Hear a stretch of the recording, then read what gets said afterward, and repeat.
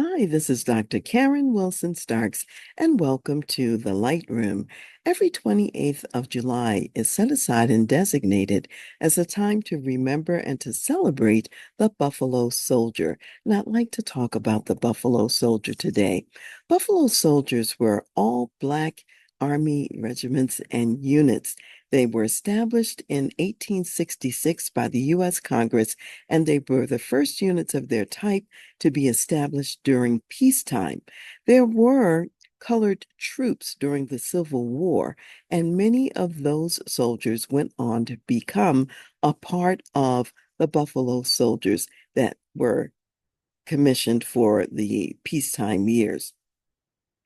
And what's interesting about these units is that they were primarily utilized to settle the western part of the United States and the western progression.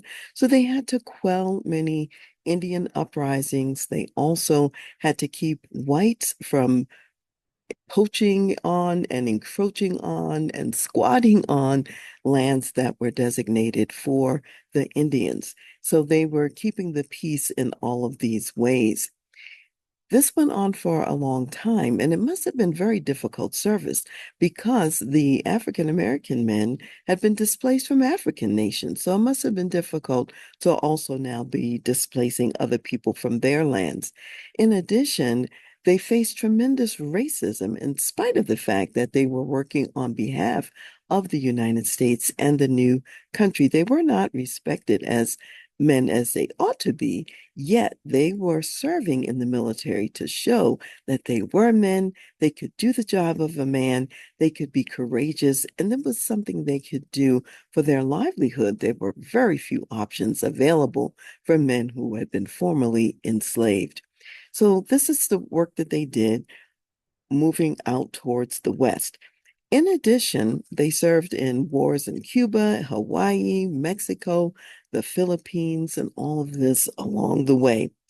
Once all of the Western expansion had mostly taken place, and you get to the very late 1800s, the 1890s, then they started also serving in the Park Service. The Park Service didn't exist. However, there were national parks, and the Army mostly took care of those. And the Buffalo Soldiers took over from the white troops and taking care of these parks. They built trails, they built roads, they kept the place accessible for people, kept it beautiful. And they also dealt with poachers again on the land and dealing with wildfires and other challenges, particularly Yosemite and Sequoia with some of the parks, and Yellowstone, that they had a great impact and influence over. These men also got many medals of honor for their years of service, not as many as they probably deserved, because a lot of their service took place in a hidden sort of a way where not everyone could see everything that they were doing. And because of the racism, many other units got medals instead of the Buffalo Soldiers. Yet, when it came time to be sent on a difficult mission where you knew that the soldiers had to be ready and prepared, despite whether they had the medals or not, the Buffalo Soldiers were the ones that were commissioned to do it. And one example would be from about 1907 to 1947. These men were so good at horsemanship that they were designated to train the West Point cadets in horsemanship during that time.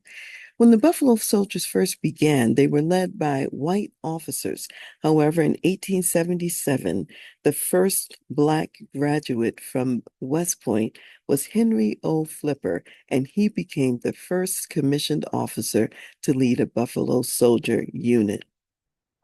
Now, you might wonder about the name Buffalo Soldiers. There's a lot of stories about it. However, it came from the Indian nations that they encountered along the way. Maybe because of their hair and the way it was curled like the buffalo, maybe because of the buffalo skins that they wore in the wintertime. In any case, the Black soldiers embraced the name because they knew that the Indians respected the buffalo. And so the name Buffalo Soldier stuck. Also, later on, it was not until 1948 under President Harry Truman when segregated units finally ended and units became integrated after that. And so when we went into the Korean War, it was with integrated units rather than segregated units. I think that these men need to be honored and remembered for their service under very difficult circumstances and for their success in their service. And as a former Army officer myself, I am proud to stand on their shoulders because they went first and they paved the way for people like me who came much later down the road. I also would like to just mention that lately I've been teaching a series of Sunday school lessons coming from the book of Jeremiah. And these lessons are about how God told his people who were going into Babylonian captivity to pray for the safety of the land in which they were going to, because it would be better for them. So when you think about the Buffalo Soldier, even though they may not have agreed with everything that they had to deal with, they were supporting the nation, knowing that it would be better for them as well. And so, no matter what situation you find yourself in, pray for the nation in which you live and that God will bless you and that nation as well. Have a great day.